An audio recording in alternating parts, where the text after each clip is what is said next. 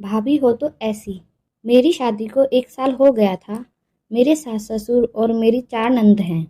शादी के 1 साल बाद जब मैं प्रेग्नेंट हुई, मैं अपने आप को भूल सी गई थी। घर के कामों में और सबकी देखभाल में व्यस्त रहती।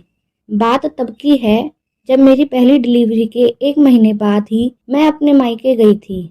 मेरे भैया की तब नई नई शादी हुई थी और मुझे संकोच था कि वहां जाऊंगी तो भैया और भाभी की प्राइवेसी में कुछ खलल तो नहीं पड़ेगा।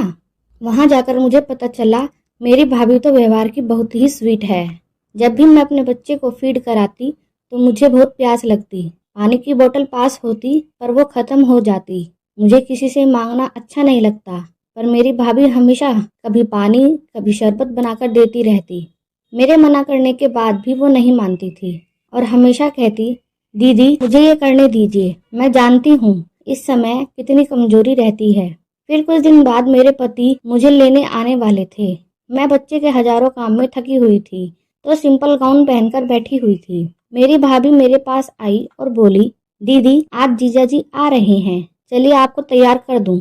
अरे नहीं, मैं ठीक हूँ। मैंने टालना चाहा पर मेरी भाभी ने एक नहीं सुनी। उन्होंने मुझे बहुत अच्छे से तैयार किया, साड़ी पहनाई, मेकअप किया।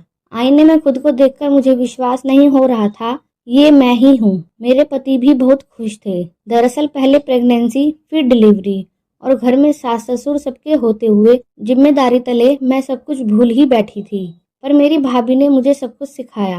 उन्होंने मुझे एक पल को भी ये महसूस नहीं होने दिया कि मेरे आने से उनकी और भैया की निजी जिंदगी में विघ्न हो रहा है। जब मैंने उनसे ये कहा तो वे बोली, दीदी पहले ये घर आपका है। आपके भैया मेरे पति बाद में बने हैं, पहले आपके भाई थे और हमेशा रहेंगे।